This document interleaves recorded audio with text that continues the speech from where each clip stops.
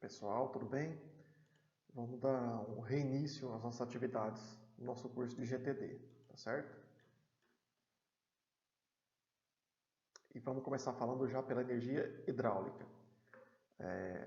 A energia a partir das águas, né?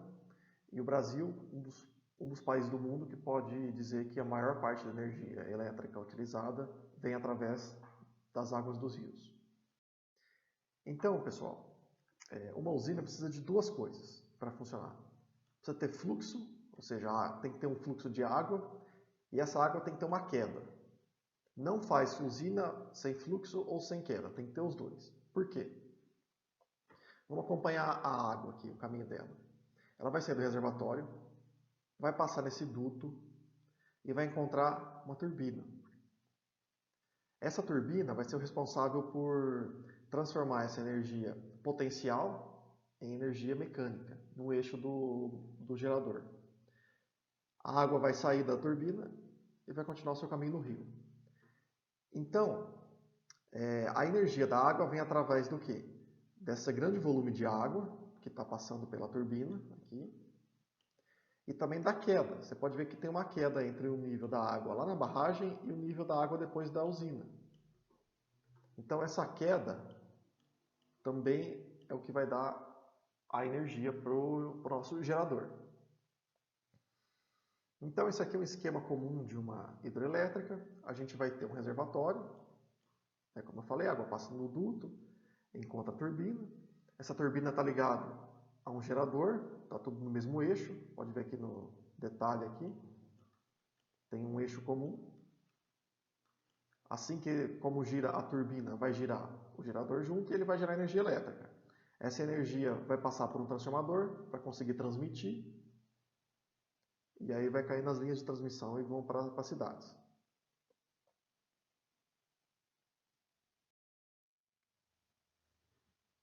Então, alguns termos técnicos que a gente vai usar são o seguinte. Turbina, como a gente já conhece, é aquele cara que vai transformar a energia potencial da água em energia mecânica. O gerador é o que vai converter energia mecânica do eixo que a turbina acabou de transformar em energia elétrica, tá certo? Barragem é quem vai segurar a água. Para vocês terem ideia, grande parte das barragens é por gravidade, ou seja, o próprio peso dela é o que segura a água que está para trás.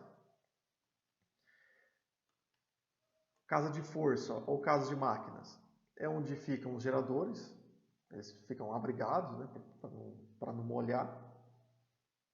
E nível de montante e nível de jusante. Isso aqui eu acho que vocês já devem ter visto em geografia, mas montante é tudo aquilo que se refere a um ponto acima daquele que você está no rio. E jusante é tudo aquilo que se refere depois. Antes e depois é relativo ao fluxo da água. Tá? Então, o nível de montante é aquele nível da água lá em cima, na barragem. E nível de jusante é aquele nível de água depois da barragem.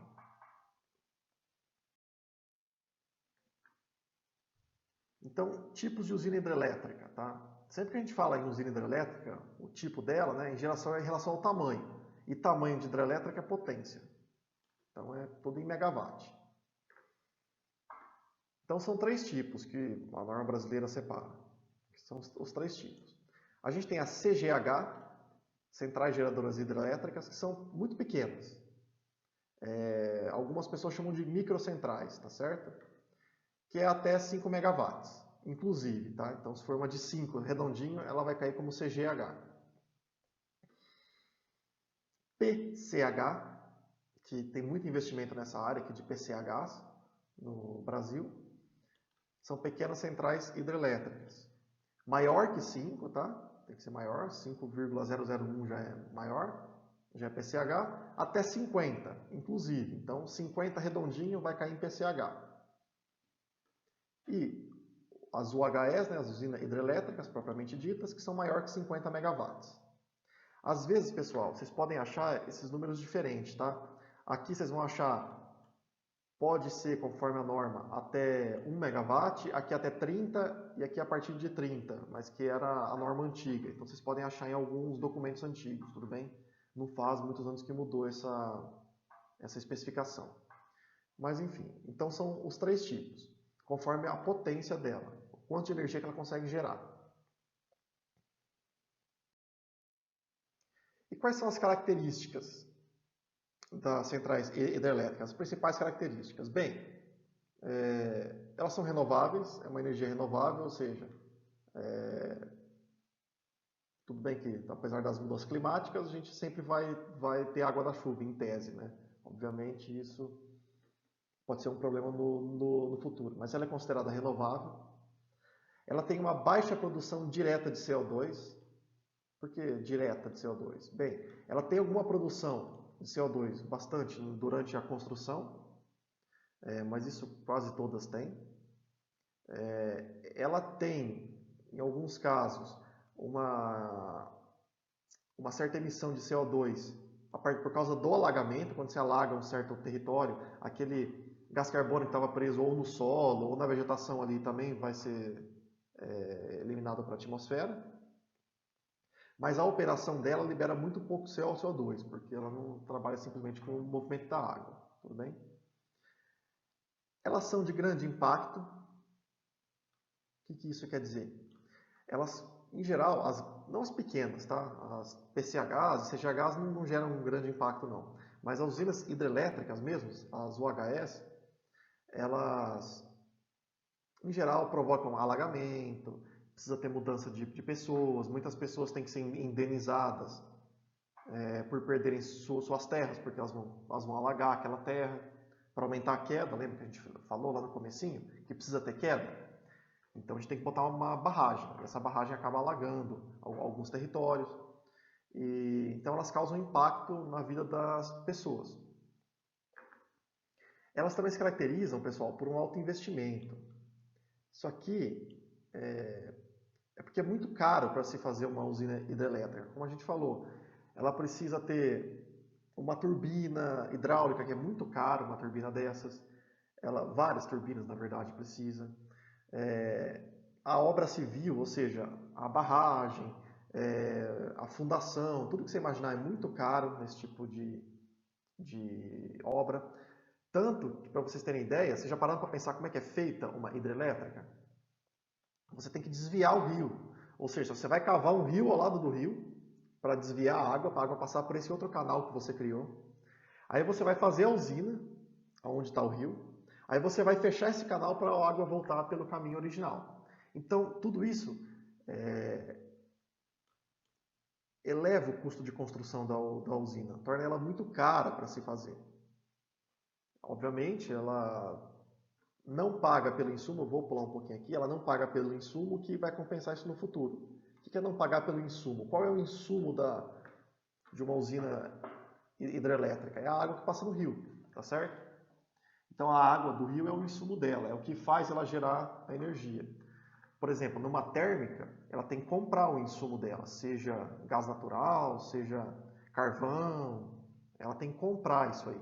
É comprado. Então, se sobe o preço do óleo diesel, uma usina diesel vai subir o preço do insumo, vai subir o preço da energia elétrica que está saindo dela. E uma característica muito importante das hidrelétricas é a sazonalidade. Isso aqui, acho que esse termo vocês já conhecem também da geografia, que é a sazonalidade, ou seja, a energia elétrica a partir das hidrelétricas é sazonal. Ela varia ao longo do ano. Então, o que acontece? Vai ter períodos do ano em que a produção vai aumentar de energia e períodos do ano que vai abaixar a produção de energia. Aqui é na época das chuvas, aqui é na época das secas, que nem agora. A gente está até em agosto. Está uma seca danada. As usinas hidrelétricas vão produzir menos energia. Por quê? Porque elas querem? Não, porque não tem água. Então, elas são sazonais. Pessoal, a atividade que eu vou pedir para vocês fazerem é o seguinte. Vocês vão entrar nesse site da ANEEL, que é onde tem todas as usinas hidrelétricas, fotovoltaicas, eólicas cadastradas que funcionam no Brasil. Todas estão lá. E aí, vocês vão entrar nesse link. Eu vou deixar no Moodle, tá? Essa atividade vocês vão fazer através do Moodle. E aí vocês vão abrir o site, vai ter essa cara, mais ou menos aqui, né? Vai ver a ANEEL aqui em cima. E vocês vão inserir os seguintes campos. tipo de geração. Aí aqui vai ter CGH, PCH e o HE. Então vocês vão pegar uma de cada, vai colocar aqui CGH, por exemplo, nesse caso. Situação em operação, tá? E aí vocês vão procurar, vai dar uma lista enorme. Vocês peguem uma de cada tipo, né? Vai lá no meio, busca uma lá no meião, lá, para não dar problema de um ficar igual ao do outro. E aí vocês vão pegar os dados que eu vou pôr na próxima tabela do próximo slide.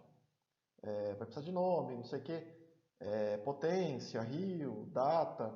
Uma coisa que é importante, pessoal, é vocês pegarem uma que tenha garantia física explícita, tá? Tem umas que são tão pequenas que nem isso tem. Mas é CGH. Mas nem isso tem. Então vocês têm que pegar uma que tem essa parte da garantia física. Outra coisa, ó, potência está em quilowatt.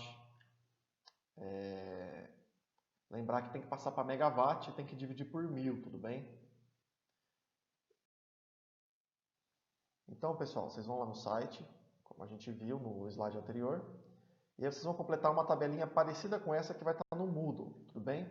E aí vocês vão completar com esses dados que eu pedi. Procura lá. A única coisa que não tem, que vocês têm que calcular, é o aproveitamento médio. Como que calcula? É a garantia física dividido pela potência multiplicado por 100, para chegar em porcento, tá certo? Então, uma conta simples.